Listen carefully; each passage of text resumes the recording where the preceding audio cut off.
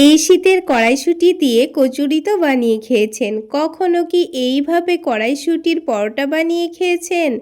এতটা ফুলকো, নরম, তুলতুলে এবং লেয়ারযুক্ত হবে যে একবার বানিয়ে খাবে আবার বানাতে ইচ্ছে করবে। আসসালামু আলাইকুম বন্ধুরা, কিচেন বাঙালিয়ানা চ্যানেলে আপনাদের সবাইকে স্বাগত জানাই। আজকে খুবই সহজভাবে ফুলকো, নরম, তুলতুলে, লেয়ারযুক্ত কড়াইশুঁটির পরোটা বানিয়ে দেখাবো। আর তার সাথে খাওয়ার জন্য থাকবে নতুন আলু দিয়ে আলুর দমের রেসিপি। চলুন তাহলে সম্পূর্ণ রেসিপি দেখে নেওয়া যাক। আশা করছি আপনাদের অনেক ভালো লাগবে। প্রথমেই একটা মিক্সিং জার নিয়ে নিয়েছি। তার মধ্যে একটা ছোট বাটি মেপে হাফ বাটি মতো মটরশুঁটি বা কড়াইশুঁটি নিয়ে নিয়েছি। তার মধ্যে দুটো কাঁচা মরিচ, 2 টুকরো আদা, তার সাথে একটু বেশি পরিমাণে ধনেপাতা আর অল্প একটু পানি দিয়ে খুব ভালোভাবে পেস্ট করে নিয়েছি। একটা চামচ দিয়ে আপনাদের দেখিয়ে দিচ্ছি, দেখুন এই রকম করে পেস্টটা তৈরি করে নিতে হবে। এবার একটা মিক্সিং বোলের মধ্যে 1.5 কাপ পরিমাণ ময়দা নিয়ে নিচ্ছি। আপনারা চাইলে ময়দার পরিবর্তে আটা দিয়েও কিন্তু পরোটাগুলো বানাতে পারেন। সামান্য পরিমাণ লবণ আর কালো জিরা দিয়ে দিচ্ছি। আপনারা চাইলে অল্প একটু চিনিও ব্যবহার করতে পারেন। শুকনো উপকরণগুলোকে মিশিয়ে নেওয়ার পর ব্লেন্ড করে রাখা কড়াইশুঁটি পুরোটাই ঢেলে দিয়েছি। এবার প্রথমে একটু ভালোভাবে মেখে নিতে হবে। এখানে এখন কোনো রকম পানি ছাড়াই কিন্তু কড়াইশুঁটির মিশ্রণটা দিয়ে মেখে নেব ময়দাটাকে।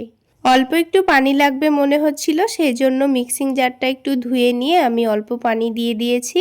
দিয়ে ডোটাকে মেখে নিচ্ছি। পানিটা আমি একেবারে দিয়ে ফেলছি না, তা না হলে ডোটা কিন্তু অনেকটাই নরম হয়ে যাবে। তাই বারে বারে অল্প অল্প করে পানি দিয়ে খুব সুন্দর সফট করে ডোটা মেখে নিয়েছি। এবার এই ডোটাকে আমি ঢেকে 10 মিনিটের জন্য রেস্টে রেখে দেব। ততক্ষণে এই পরোটার সঙ্গে খাওয়ার জন্য মাত্র 5 মিনিটেই একটা আলুর তরকারি বানিয়ে দেখাবো। সেই জন্য কিন্তু আমি আগে থেকে আলুটাকে ভালো করে সেদ্ধ করে কুচি কুচি করে কেটে নিয়েছি। আলুটা সেদ্ধ করা থাকলে রান্না করতে মাত্র 5 মিনিট সময় লাগবে।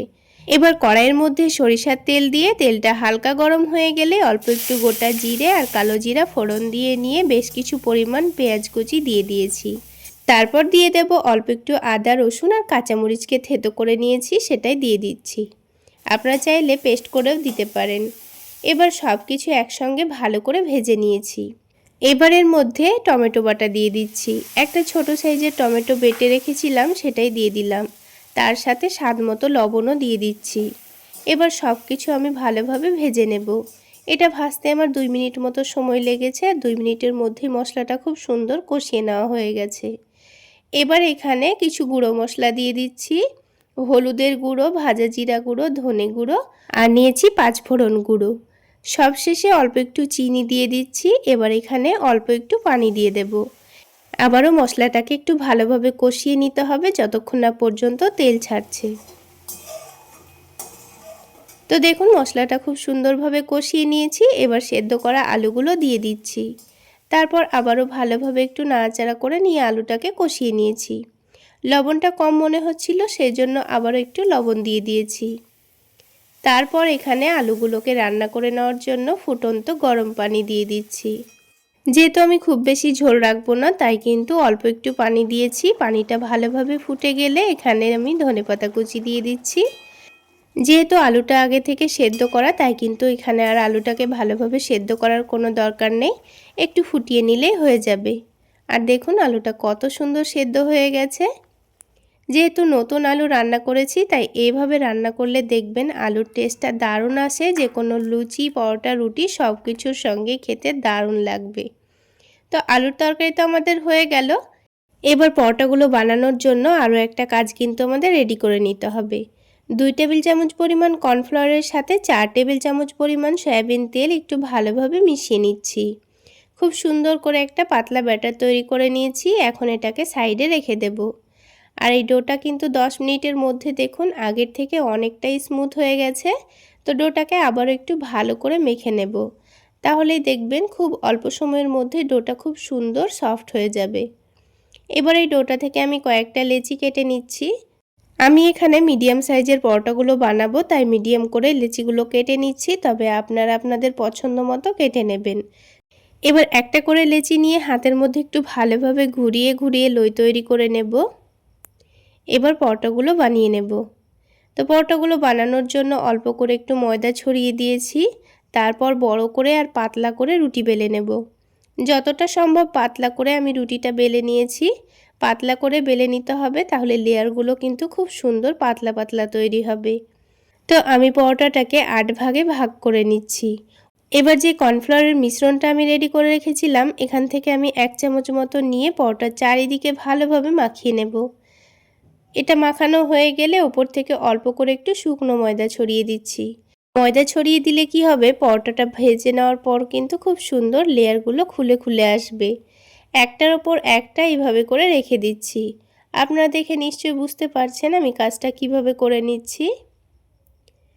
তো সবগুলো একটার উপর একটা রেখে দেওয়ার পর এটাকে ঠিক আবারও লই তৈরি করে নিতে হবে। তো নিচের দিকটা ভালোভাবে মুড়ে নিয়ে খুব সুন্দর করে লই তৈরি করে নেব।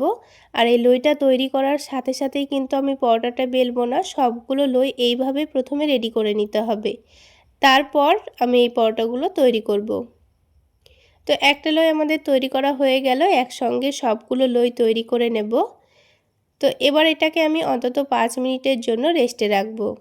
তাহলেই কিন্তু পরোটাগুলো বেলতে খুবই সুবিধা হবে। 5 মিনিট হয়ে গেছে। প্রথমে যে লইটা আমি বানিয়েছিলাম, এবার এটা থেকে প্রথমে পরোটাটা বেলে নেব। তো অল্প করে একটু ময়দা ছড়িয়ে দিয়েছি, আপনারা চাইলে কিন্তু তেল দিয়েও পরোটাটা বেলে নিতে পারেন। তো দেখুন আমি পরোটাটাকে কিন্তু অনেকটা পাতলা করে আর বড় করে বেলে নিয়েছি। এবার এই পরোটাটাকে আমি ভেজে নেব।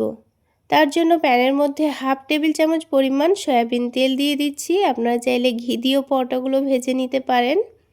আর খুব বেশি তেলেরও প্রয়োজন হয় না পরোটাগুলো ভাজতে, খুবই অল্প তেলে পরোটাগুলো ভাজা হয়ে যায়। এবার তেলটা যখন হালকা গরম হয়ে যাবে তখন পরোটাটা দিয়ে দিয়েছি। একদিকটা হালকা হয়ে গেলে উল্টে দেব। তারপর এটাকে উল্টে পাল্টে সেঁকে নেব। আর দেখুন আস্তে আস্তে পরোটাটা কত সুন্দর ফুলে উঠছে।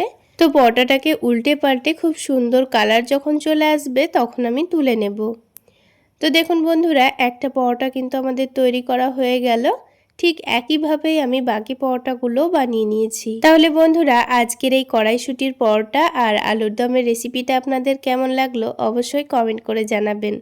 আর ভালো লাগলে একটা লাইক শেয়ার করে দেবেন। আর আমার এই সহজ রেসিপিগুলো যদি ইউটিউব চ্যানেল থেকে দেখে থাকেন চ্যানেলটি সাবস্ক্রাইব করে দেবেন। আর ফেসবুক পেজ থেকে দেখে থাকলে পেজটি ফলো করে দেবেন। তো দেখুন বন্ধুরা, সবগুলো পরোটা আমার বানানো হয়ে গেছে। আর দেখুন কতটা নরম তুলতুলে তৈরি হয়েছে।